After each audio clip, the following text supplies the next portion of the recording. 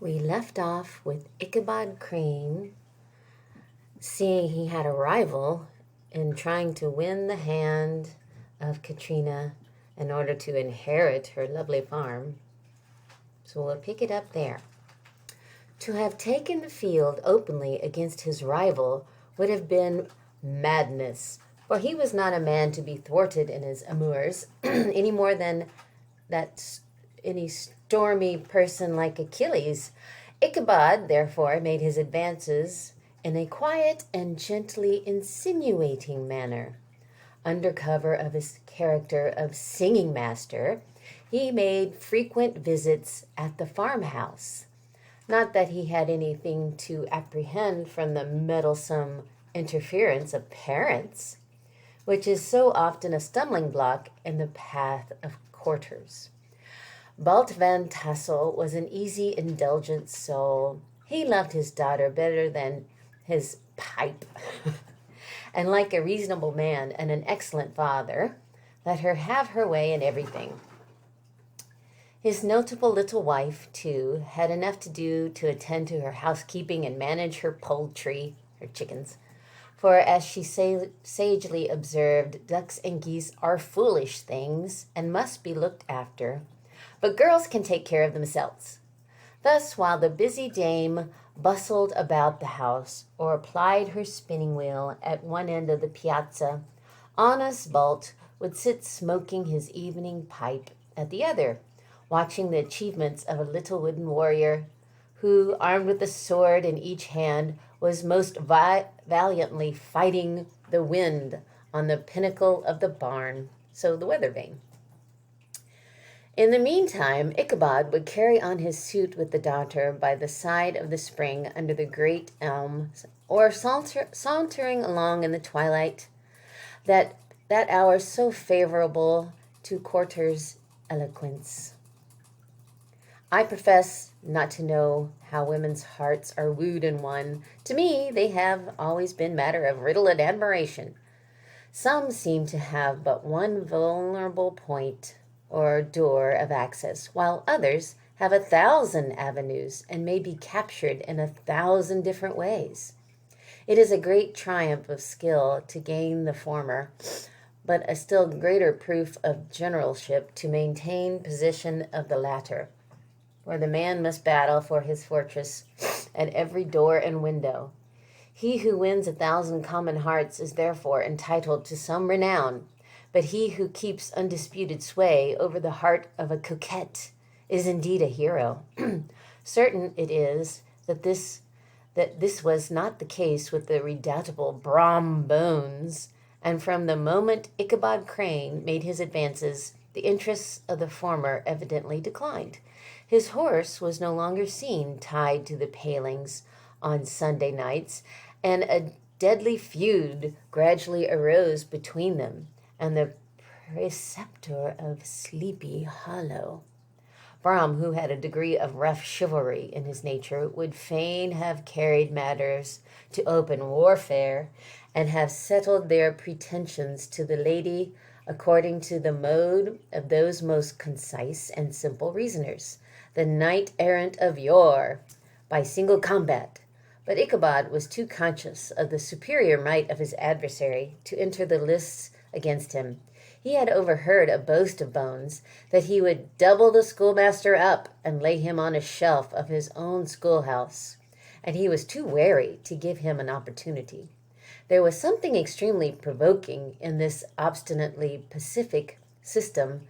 It left Brom no alternative but to draw up the funds of rustic wagery in his disposition and to play off boorish practical jokes upon his rival. Ichabod became the object of whimsical persecution to Bones and his gang of rough riders. They harried his hitherto peaceful domains, smoked out his singing school by stopping up the chimney. Oh, imagine the smoke. Broke into the schoolhouse at night in spite of its formidable fastenings of withe and window stakes, and turned everything topsy-turvy, so that the poor schoolmaster began to think all the witches in the county held their meetings there.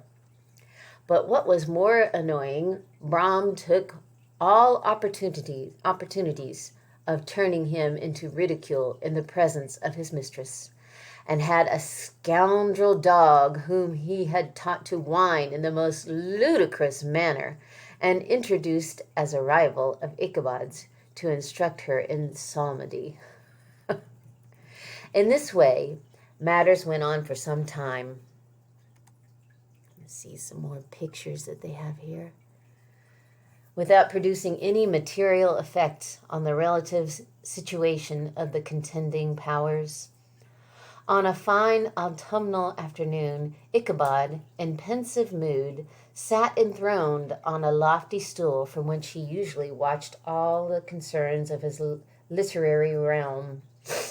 In his hand he swayed a furrow, that scepter of despotic power.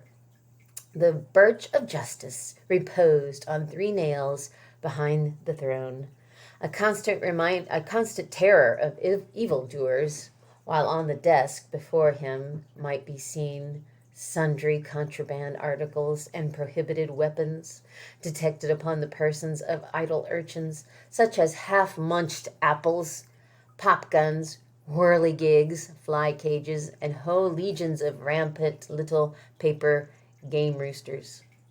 Apparently there had been some appalling act of justice recently inflicted, for his scholars were all busily intent upon their books, or slyly whispering behind them, with one eye kept on the schoolmaster, and a kind of buzzing stillness reigned throughout the schoolroom. It was suddenly interrupted by the appearance of a slave in tow-cloth jacket and trousers, a round-crowned fragment of a hat like the cap of Mercury, and mounted on the back of a ragged, wild, half-broken colt, which he managed with a rope by the way of halter. He came clattering up to the school door with an invitation to Ichabod to attend a merrymaking or quilting frolic to be held that evening at Mynheer Van Tassel's, and having delivered his message with that air of importance and effort of fine language which a slave is apt to display on petty embassies of the kind, he dashed over the brook and was seen scampering away up the hollow, full of the importance and hurry of his mission. All was now bustle and hubbub in the quiet schoolroom. The scholars were hurried through their lesson without stopping at trifles. Those who were nimble skipped over half with impunity, and those who were tardy with a smart application now and then in the rear to quicken their speed or to help them over a tall word. Books were flung aside without being put away on the shelves. Inkstands were overturned, benches thrown down, and the whole school was turned loose an hour before the usual time, bursting forth like a legion of young imps, yelping and racketing about the green in joy at their early emancipation. So they got out of school early because Ichabod has been invited to a soiree. So we'll pick it up next time to see what happens as Ichabod tries to attend the party.